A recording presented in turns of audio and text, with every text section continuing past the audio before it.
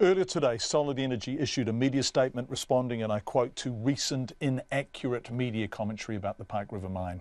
We called Solid Energy and asked if they'd been asked to put some kind of statement out by the government. They emphatically said no, but the statement said they wanted to put the record straight. So we immediately asked Tony King if he would do that, and we spoke to him then and there, where we began by asking Solid Energy CEO, has the record been inaccurate or wrong? Well, there's been a fair amount of media commentary over the last week or so, and over the weekend in particular, which was alleging that Solid Energy was somehow involved in a cover-up in relation to the explosion at Pike River, and we just wanted to make it very plain to people that that is not the case, that we had no involvement in the site at the time that the explosion occurred. We haven't been involved there until some 2 years later. We have no motivation to be anything other than completely transparent, and that's what we have tried to do throughout this. You say you've tried to be transparent. When did you last give an interview prior to now? Well, many of the issues around Pike River are very complex and very technical, and the approach that we've adopted until now is to try and put out into the public domain through our website. How? Because I've been trying to talk to Solid Energy for longer than I can remember, years. And so what happens, I guess, is that you put out a statement today saying, gosh, we have been cast as villains when we are not. But where have been your attempts either to talk to the families, to talk to the media, or to clarify what you now regard as aspersions falsely being cast against you?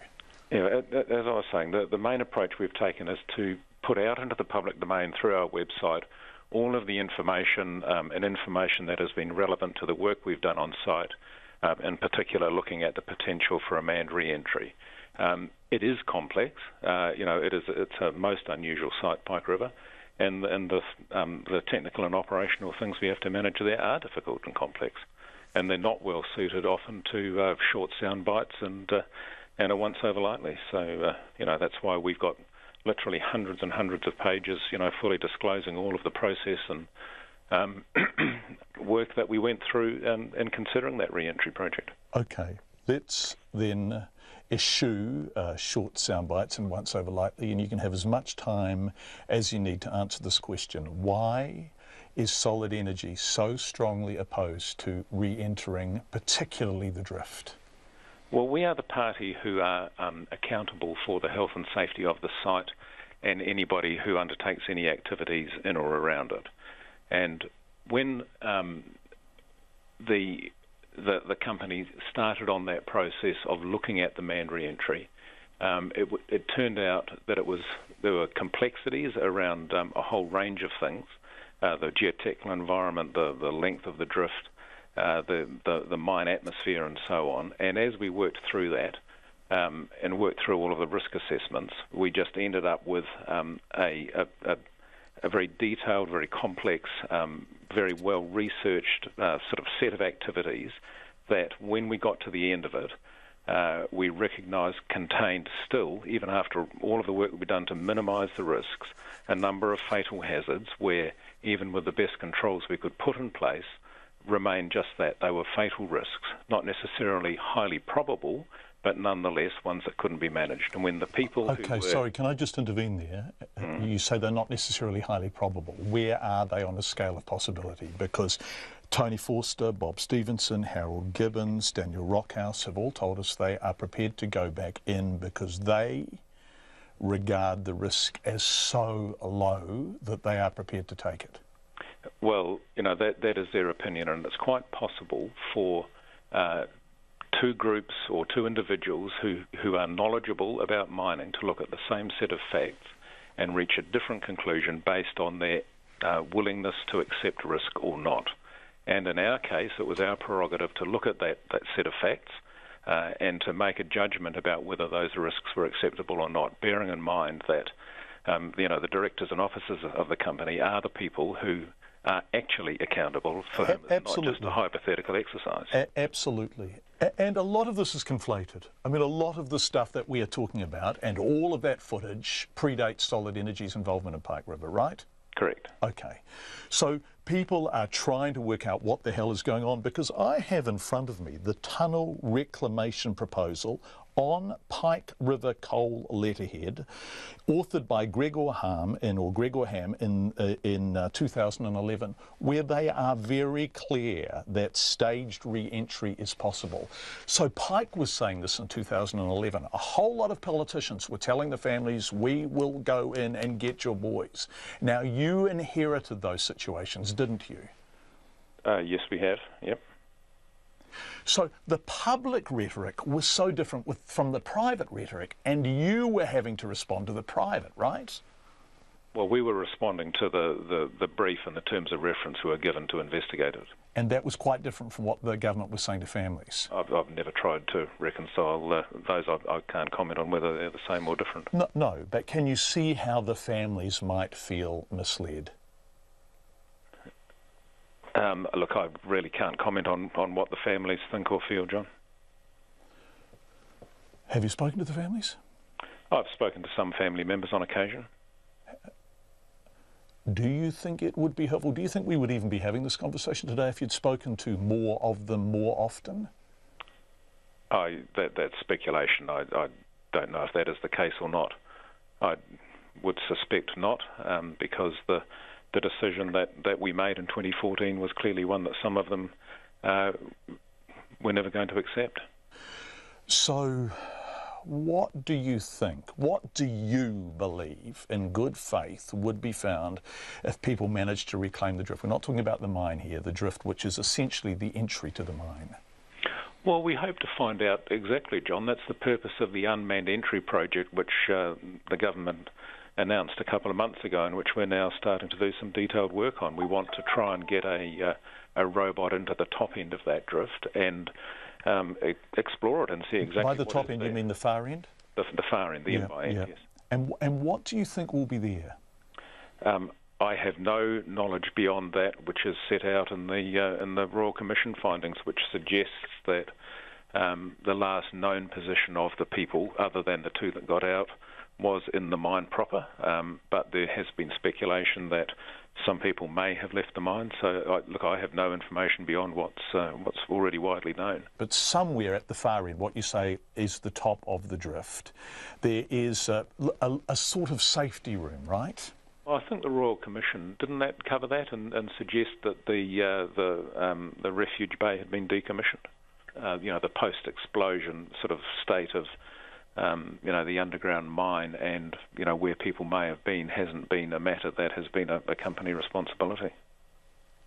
Now that we're involved in this unmanned entry project, we're starting to work through with the WorkSafe and police investigators and just try and think about exactly what might be where we should put most of our effort into looking to see what we can in fact establish.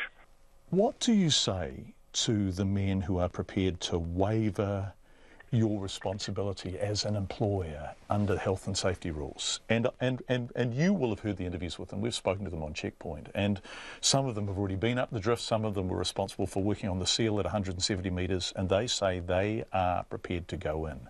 Now, I understand there are workplace health and safety laws that absolutely govern your response, but why do you think they are wrong?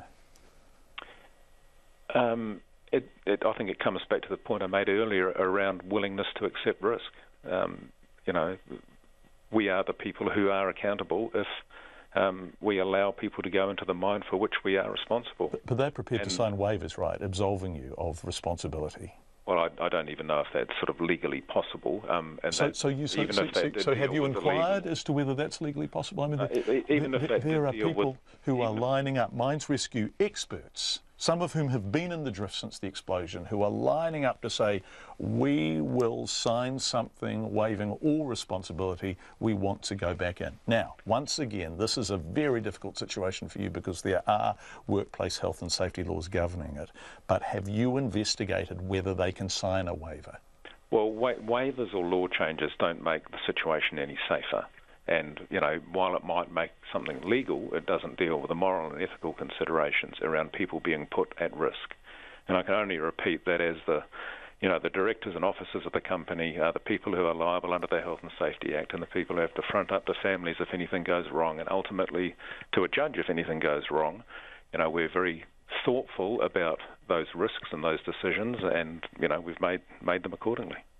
In terms of the next stage of where this is heading, it is in for the unmanned entry of those parts of the mine that haven't yet been looked at, and that is explicitly to try and find bodily remains to try and establish the cause of the initial explosion, if in fact there's anything that is observable, and anything else to do with mine safety. So the whole thrust of what we're trying to do from now on, in fact, is to address exactly those concerns that the families have. Has it taken too long to do that? That's an interesting question as to whether this unmanned entry is something that could or should have been done earlier. Well, certainly there's been plenty of time for it to be done, right? This was November 2010, and we're now in May 2017. So there certainly hasn't been a rush to do it, has there? Well, it was never actually suggested until earlier this year by the Prime Minister. And that's because Pike River believed, and I have the document, that reclaiming the drift, staged re-entry involving people was possible. Well, that's the view that they expressed.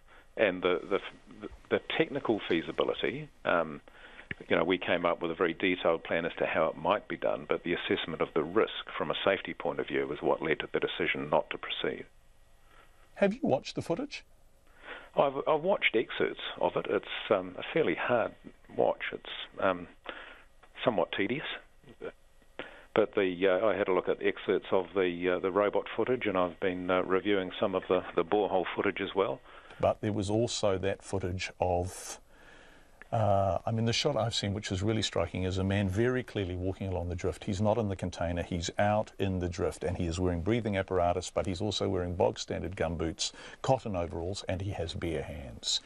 Now, are you surprised that shot wasn't shown to the families? Oh, look, I don't know.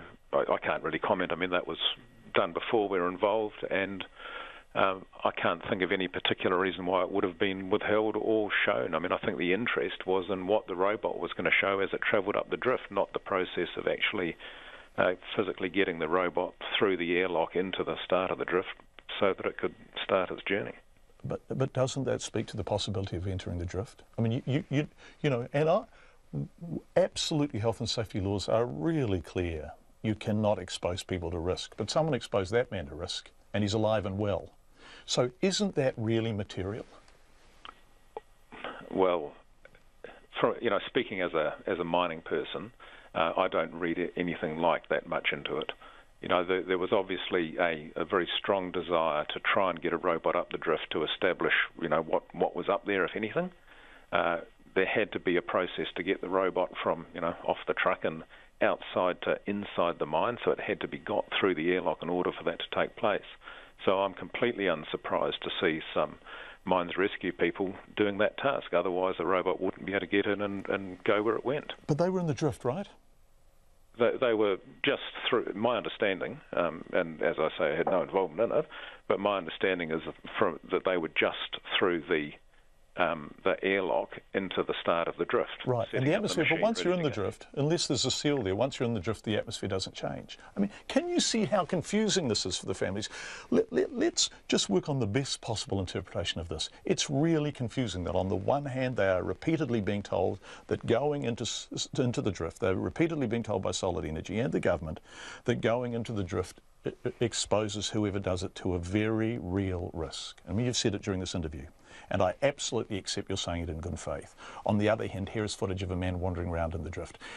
And this is in March of 2011. The atmosphere is now more settled, more known, and more controllable. It's still 98% methane, and it is still a very long way from where that footage was taken at the entrance to the mine up to the area of interest, which is the far end of that drift. It's that sort of 1,600 to 2.4 kilometre part. So there's an awful lot of tunnel you have to traverse in order to get to the area of interest. Have you spoken to Peter Whittle lately? Never. Never spoken to Peter Whittle? Well, not since about 2008 or something. No, and he has rather disappeared without trace, hasn't he? Oh, yeah, I have no knowledge of where he is or what he's doing. He's running a retirement village or something in New South Wales. Are you surprised by, and I want to say explicitly on the record, this precedes you and predates you in every possible way, are you surprised by the absenteeism, the lack of culpability, the disappearing without trace of all of the managers who were involved at that time when 29 people died? I think I'm probably like most people in New Zealand and am, shocked and appalled at what happened, surprised and disappointed that that hasn't been possible apparently to hold anyone to account for that. I'm a mine manager by training and background, and it was always part of my sort of ethos and expectation that laws were there to be kept and to keep mines and mine workers safe, and that if anything went badly wrong, then there would be significant consequences for those people who are responsible. So I am surprised and disappointed, like most people, I think, John. What next? What? How can this be resolved? So, please forgive me for using this term, I wish I could think of a better one, but so there can be a sense of closure for the families. So you can talk to the families and say, we have done the right thing, haven't we? Will that kind of resolution ever be reached? I don't know, but the constructive things that we can do and which we are doing is to pursue this unmanned exploration project. That may and certainly it's my hope that will lead us to a point where we know with certainty as to whether there are any bodily remains in the drift, and it will also give us potentially the opportunity to look at some areas which may give some insights into the cause of the initial explosion, and both of those would be, I think, helpful things. I would suspect would be helpful things for the family, and we just need to work our way through this assessment that's underway now to determine whether we can do it.